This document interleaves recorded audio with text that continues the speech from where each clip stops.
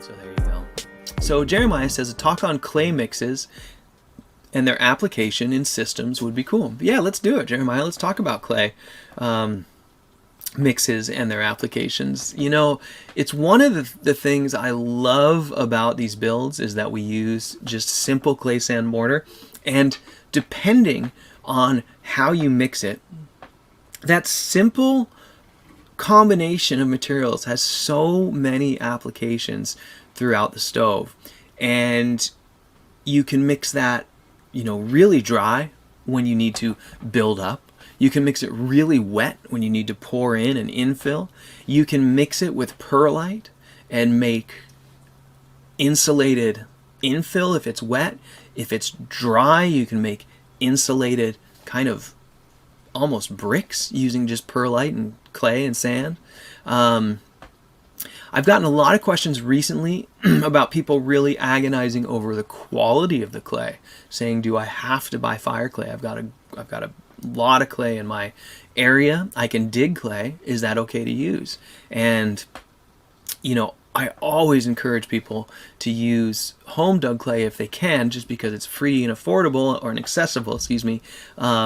And all you need to do to find out if it's usable is test it. Make yourself a batch of mortar, stack up some bricks, let them dry, maybe throw some in the fire, see what happens. But really, there's not... I haven't heard from... What I'm trying to say is I haven't heard from people who have used clay and been like, it totally failed. This clay didn't work at all. I think for the most part, most clays are going to have fairly similar characteristics. Now, with that said, it can be a lot of work to dig your own clay and to grate it fine and sift it and all that stuff. So I do like to just buy fire clay. I don't find it to be terribly expensive, and it's so nice to just put a scoop in the bag of powder and get right to mixing with your sand without having to strain out big chunks or grate it down or anything like that.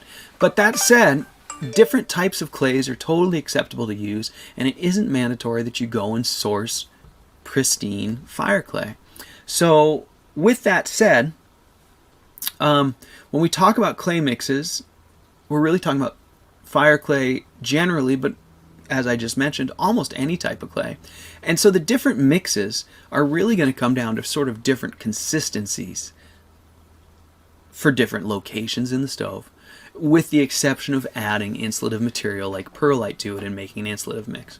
So let's talk about where we might use those. So in a build like any of my cook stoves, where we have our ceramic fiber riserless core surrounded by a brick surround, it's typically not really possible to get the bricks 100% tight against the core because of the variances in the bricks and the cuts and all that. So what I like to do is, that's a great place to use a wet clay sand mortar mixed with perlite and pour it down into the gaps in between the core and the red brick. And in doing so, you can use that mortar to not only shore up the core from the outside, it will seal any gaps in the core that might be leaking, or around the core that might allow air passage around the core, but more importantly, it builds up more insulative layer between the core and the red brick. So it's a great way to go, and that's a great way to go anywhere where you have dead space inside a rocket mass heater. It's typically going to be around a core or around some sort of internal configuration, but you can bulk up your mortar with perlite, and you can wet it down so it flows into tight spaces. Now, as you start to dry it out, it's going to behave better for building up taller spaces or supporting more weight. So as you start to use drier mixes, you can start to get more solid builds in, you know, where you need more structure. And that brings us to, what type of mix do you want for just laying actual brick? And so I think probably the most common mistake folks make when they're making their first mortars and laying brick is they'll make it too wet. And it sticks well to the bricks. It's, you know, pretty easy to stick on there, but the problem is you can't get much buildup before the weight of your bricks after a few layers is going to start to squish that mortar and run it out. So you can only go a little bit at a time. So wet mortar is pretty easy to work with, so it can be nice. So if you're just going to do like a single row of a big build, it can be okay to work with wetter mortar. But if you're planning to get a lot of work done in one day and you want to do a lot of lifts, a lot of layers of the bricks, then it's best to dry that mortar out a bit and get it nice and stiff. So you know, that sort of gives you the general idea of going back over those mortar mixes. There's a couple other things you can do. You can add strained or sifted ash to give the mortar a little more plasticity and a little bit more of a refractory property. It's a great trick if you can just get some wood ash from your firebox, sift it out, put that in your clay. You'll notice the clay will get kind of real plasticky. It'll firm up, and it really allows you to do some really nice shaping and forming with it, and it does tend to firm up or set up a little firmer than with if you haven't added that ash. I think it does a pozzolanic refractory action in there.